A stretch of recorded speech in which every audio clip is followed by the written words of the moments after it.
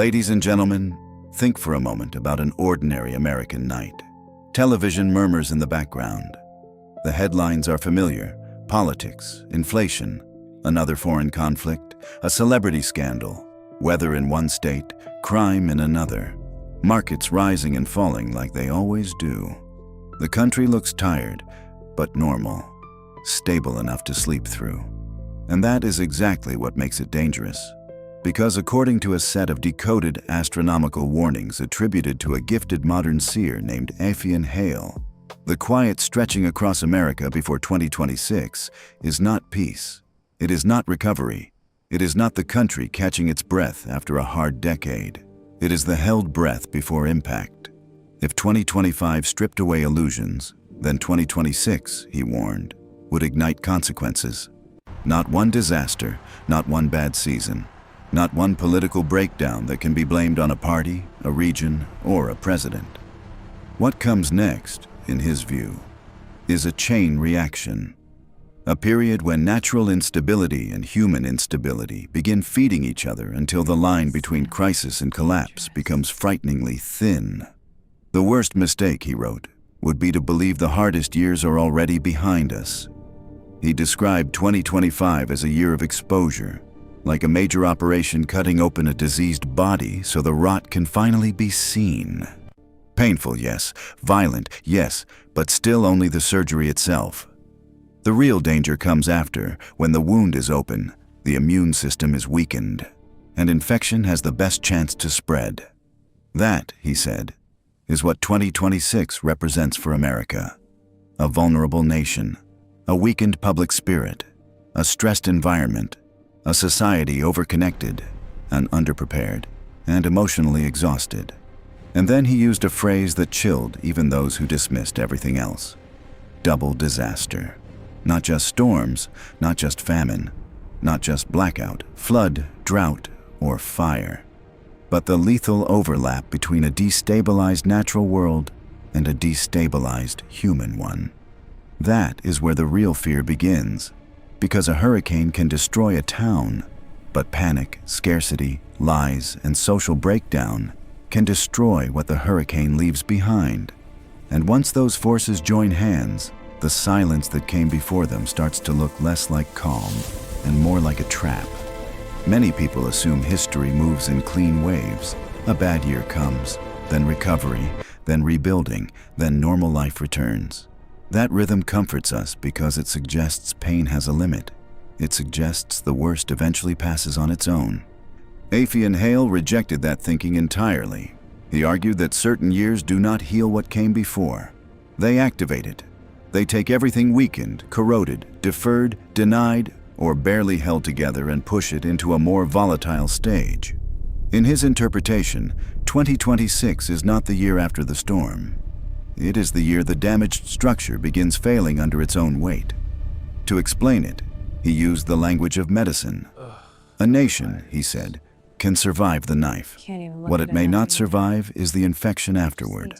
Applied to America, the metaphor becomes disturbingly clear. The country has spent years under strain. Public trust eroded. Institutions stretched thin. Communities fractured. People live more connected than ever, yet lonelier. Richer in devices, poorer in resilience, faster in reaction, weaker in reflection. That is not just social commentary. In Hale's framework, it is the exact condition that makes a country susceptible to what he called compound breakdown. He believed 2026 would intensify three existing weaknesses all at once. First, environmental pressure. Weather patterns no longer behaving like old models promised. Regions drying where they once flooded, flooding where they once endured heat. Seasonal patterns slipping out of order. Second, material exhaustion. Families already stretched by cost, debt, fragile supply chains, and declining confidence in the systems meant to protect them. Third, psychological depletion. Too much bad news, too much fear, too much division, too much numbness pretending to be strength. That is why he insisted 2026 could not be treated as just another difficult year. He viewed it as a threshold. A year in which nature stops behaving politely. A year in which local disasters stop remaining local. A year in which every small shock lands on a society with less patience, less trust, less margin, and less moral cohesion than before. In older times, one disaster might have left enough order intact for people to recover together. Hale believed that in 2026, the greater threat would be what comes immediately after impact: confusion, fear, misinformation, scarcity, and the collapse of ordinary human behavior under pressure. And that is why he said the danger is doubled, not because one crisis follows another, but because the second one rises from inside us, while the first is still happening outside. To hear Hale describe America in 2026 is to hear a physician describing a body whose pressure points are already inflamed. He did not believe every region would suffer in the same way. In fact, he thought the danger would come precisely from how different threats would strike different parts of the country at once, leaving the nation too divided geographically and psychologically to respond with any single rhythm. He described the United States as a vast body with three vulnerable zones. The North, in his vision, would face danger from below rather than above. Not necessarily from classic earthquakes, but from what he called dry collapse: unstable ground, exhausted soils, weakened slopes, sudden subsidence, infrastructure failure, and land movement where no heavy rainfall had occurred. In Appalachian towns, mountain roads, quarry regions, old extraction belts, and communities built below fragile ridges, he warned that the land itself could begin shifting in ways that feel unearned by the weather. He believed that years of hidden extraction, erosion, poor planning, and environmental neglect would make some places susceptible to abrupt failure. The horror of it, he said, would come from the fact that people would not hear rain and think danger. They would hear stillness and assume safety just before the hillside gives way. The central and southeastern corridor, in his reading, would face a different tension: water where water no longer behaves, sudden overflow, infrastructure overwhelmed, flood patterns that trap rather than pass, rivers and drainage systems unable to release pressure quickly enough, coastal surge meeting inland volume in ways that create temporary entrapment rather than simple inundation. The South and agricultural belts, especially where food production and water systems are already stressed, carried another form of danger in Hale's view: a slow death instead of a violent one. Drought, salinity intrusion in vulnerable agricultural zones, crop failure not from one event, but from compounding heat, exhausted water, and a system too centralized to adapt in time. That was the part he thought many Americans would underestimate. A country does not need every state to collapse at once to feel like it is losing control. It only needs enough regions suffering differently, simultaneously, to make shared response impossible. And once that happens, the crisis stops being about geography alone. It becomes about whether people in one part of the country can still imagine the pain of another part as real. That is the moment when disaster stops being environmental and begins becoming civilizational. When Aphian Hale used the phrase double disaster, he did not mean two storms hitting the same coast. He meant something more brutal. He meant the moment when natural destruction and human collapse arrive together, overlap, and begin multiplying one another. A flood by itself is devastating. A disease outbreak by itself is devastating. A communications breakdown by itself is destabilizing. Looting by itself is a symptom. Rumor by itself is dangerous. But when they all begin arriving in the same window, the mathematics changes. The public no longer deals with one hardship at a time. It becomes trapped inside a crisis ecosystem where every problem makes the next one harder to survive. Hale's scenario is simple enough to picture. A county is hit by sudden flood, landslide, or heat-driven infrastructure failure. Roads are blocked. Water systems are contaminated. Emergency response is delayed. Before residents can stabilize, illness begins spreading through dirty water, poor sanitation, exposure, or crowding. Pharmacies run low. Hospitals overflow. Power cuts in and out. Information becomes contradictory. People begin hearing that aid is coming from one place, then another. Some of it is false. Some of it is too late. That is where the second disaster enters. Homes are Not from the flooded, sky, but from the human nervous and system. the water's Scarcity contaminated. changes behavior. Fear It's a real changes mess. judgment. Humiliation changes We need morality. help now. Crowds become harder to manage. We need Trust more beds. weakens. Triage Desperation is full. sharpens. The old assumptions that keep daily life intact begin to fail. And people who were neighbors yesterday start eyeing the same bottled water today as if only one of them has a right to survive. That is not because they are monsters. It is because panic strips people down to instincts faster than values can keep up. Hale believed 2026 would test that boundary mercilessly. Not every town would become violent. Not every region would lose itself. But he warned that enough pressure in enough places could push parts of the country into conditions where ordinary decency no longer operates automatically. That is why he insisted preparation must begin with realism, not sentiment. In a true double disaster, money may still exist, but stop functioning. Roads may still exist, but stop moving. Institutions may still speak, but stop reaching people. Homes may still stand, but no longer feel secure. Devices may still glow, but truth may not travel through them. And once a society enters that condition, the people most at risk are not always the weakest. They are often the ones who assume the system would never let things reach that point. There is a reason old military thinkers feared rumor almost as much as enemy fire. Afian Hale believed 2026 would prove why.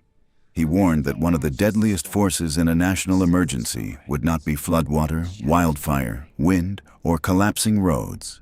It would be information decay, the rapid spread of false guidance, false hope, false authority, and emotionally contagious lies at the exact moment people can least afford confusion.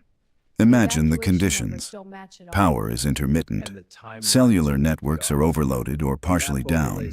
Internet service is unstable. And official updates lag behind events. Television signals are inconsistent in some regions. Local leadership does not know enough yet to reassure people honestly. Into that gap rushes the oldest human poison in any crisis: unverified certainty. A convoy is leaving from here. A shelter is still open there. The water is safe in one county. The roads are closed in another. This bridge has fallen. That hospital is full. This rumor says the military is coming. That rumor says it already left.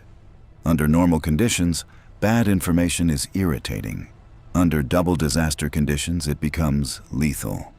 Hale believed predatory opportunists would thrive in that environment.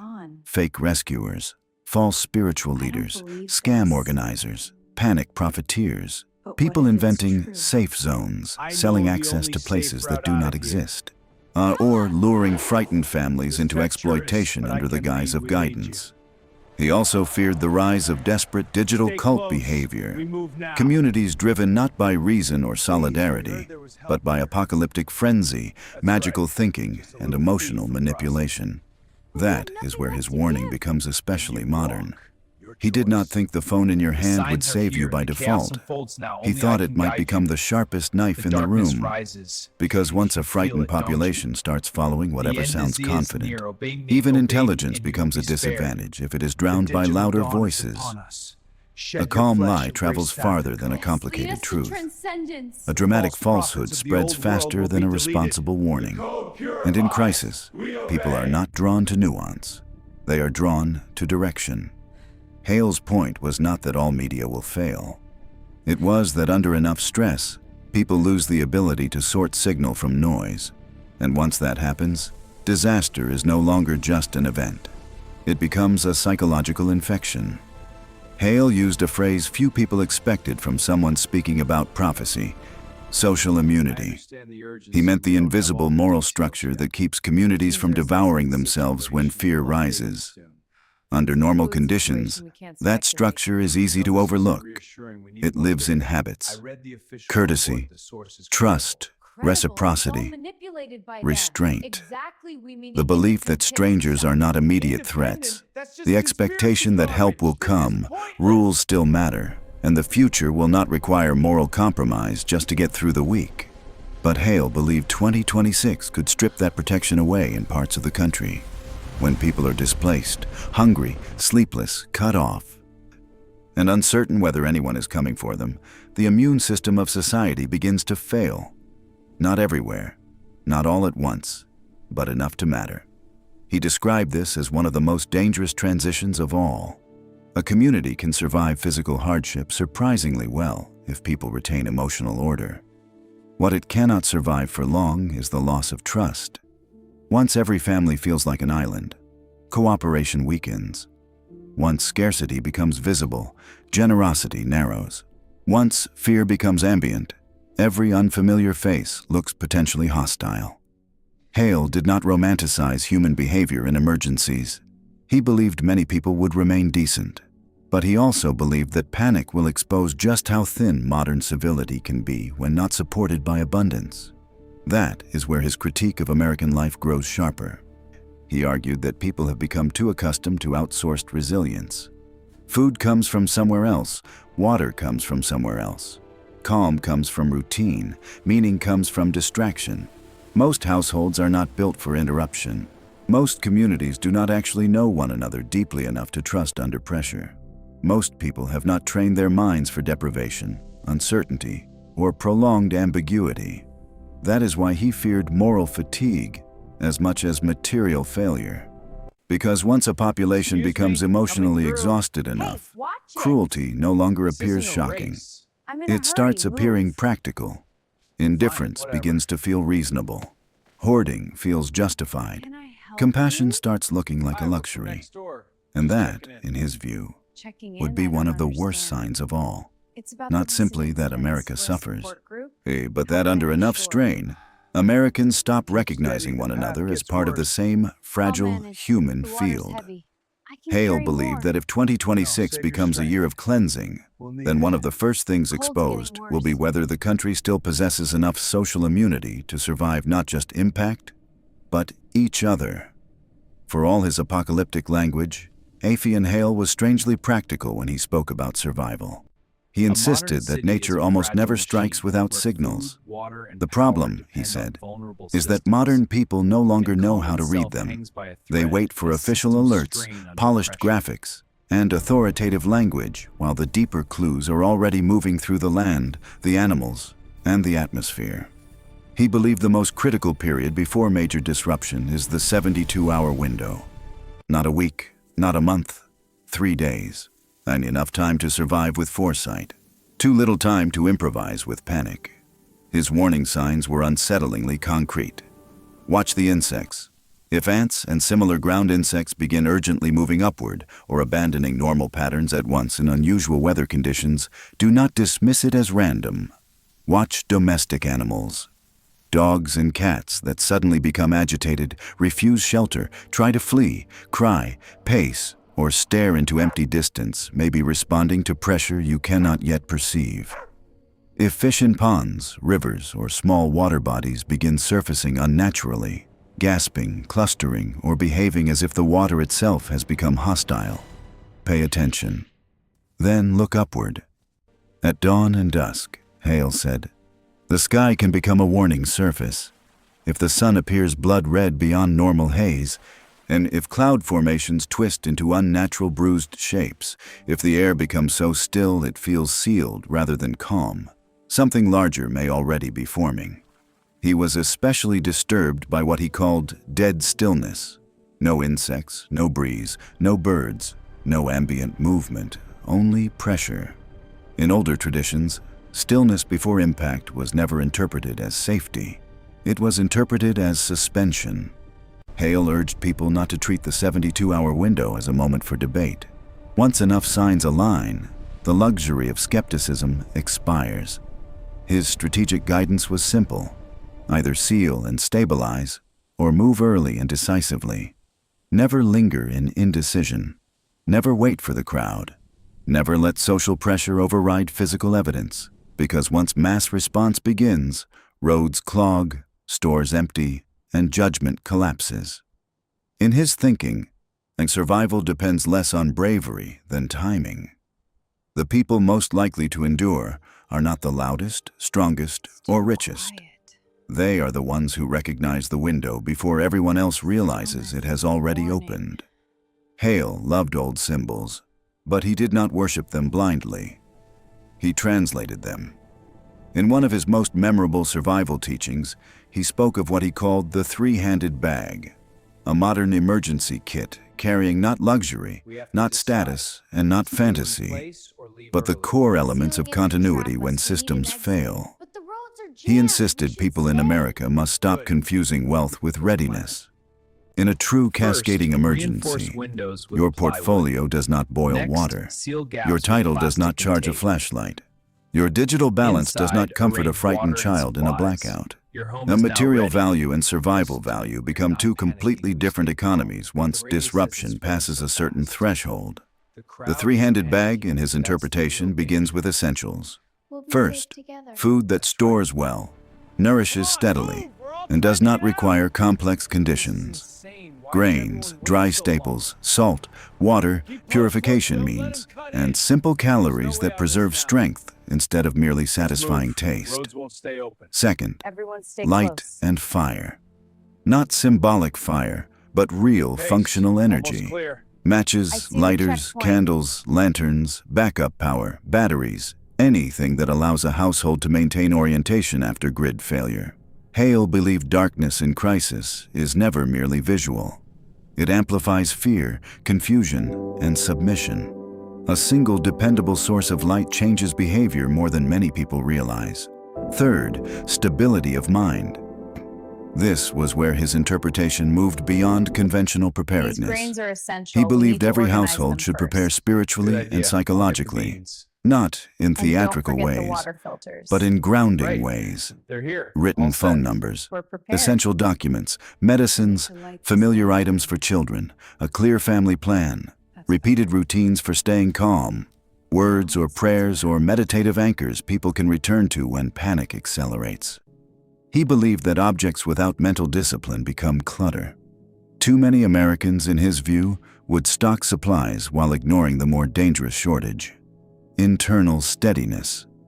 That is why he emphasized restraint, not hysteria. Prepare enough to hold your center, enough to help others if possible, enough to avoid becoming one more person spreading chaos through fear. To him, the three-handed bag was never about fleeing the world. It was about carrying the minimum structure of civilization with you when civilization begins flickering. And in 2026, he warned, many families may learn the difference between having things and having order the hard way. If Hale's warnings ended in collapse, they would be easier to dismiss as fear literature. But he did not see 2026 as mere ruin. He saw it as separation. The year when pressure reveals what kind of country, what kind of communities, and what kind of people actually exist beneath the surface story everyone has been telling themselves. In his view, destruction is not always the point. Exposure is. That is why he wrote that great upheaval never destroys everything equally. It strips illusion from reality. Structures built on vanity, delay, corruption, denial, and borrowed confidence fail first. Systems that looked impressive but were spiritually or morally hollow begin collapsing under stress. Relationships built only on convenience weaken. Institutions built on public performance rather than trust reveal their emptiness. Communities with no shared backbone fracture faster than anyone predicted. But not everything burns the same way. Hale believed hardship would also reveal latent strength. Families that still know how to speak honestly. Towns that still remember mutual aid. Individuals who cultivated discipline before chaos. People who chose service over spectacle. These, he believed, would not escape pressure, but they would metabolize it differently. He used one line repeatedly: fire does not destroy gold. It reveals what was never gold to begin with. That sentence carries the whole logic of his vision. 2026 in this framework is not simply punishment. It is a sorting force. It pushes everything beyond its rehearsed image and tests whether substance exists beneath presentation. This is why he refused to measure readiness only by money, geography, or ideology. He believed the deepest variable is ethical density. Whether a person, household, or community, has enough character to stay human while passing through fear. That is where his vision becomes less about disaster forecasting and more about civilizational judgment. He did not ask whether America is strong in military, financial, or technological terms. He asked whether America is strong in the only way that matters once all those systems are shaken. Can it remain morally legible to itself? That was the question he believed 2026 would ask with unforgiving clarity, and he thought many people would discover that what they called security was only comfort wearing a mask. Hale's final claim was the most audacious of all. He believed that 2026, for all its danger, would not mark the end of American possibility. It would mark the beginning of a hard passage into something cleaner, not easier, not softer, but more truthful. In his cosmology, periods of severe disruption act like filters. They do not merely destroy the old world. They determine who is capable of carrying pieces of the next one. That is why he spoke not only of calamity, but of a long age of reconstruction beyond it. Not reconstruction in the shallow political sense. Not the return of consumer confidence or the repair of roads alone, but reconstruction of values. He believed that after enough illusion burns away, societies face a choice. Rebuild the same machinery with better slogans, or finally restore what was missing all along. Humility, discipline, mutual aid, reverence for limits, and the understanding that no civilization can survive forever by feeding on attention, greed, and fragmentation. In older traditions, this would be described as the passage through darkness before the age of renewal. Hale gave it an American shape.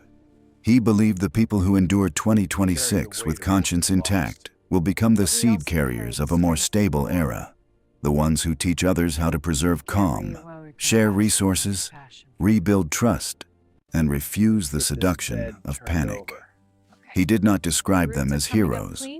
He described, and that may be the most radical part of his warning, because in a culture that often worships domination, spectacle, and speed, Hale said the future would belong not to the loudest survivors, but to the most integrating ones, people able to carry both grief and order, caution and compassion, memory and clarity.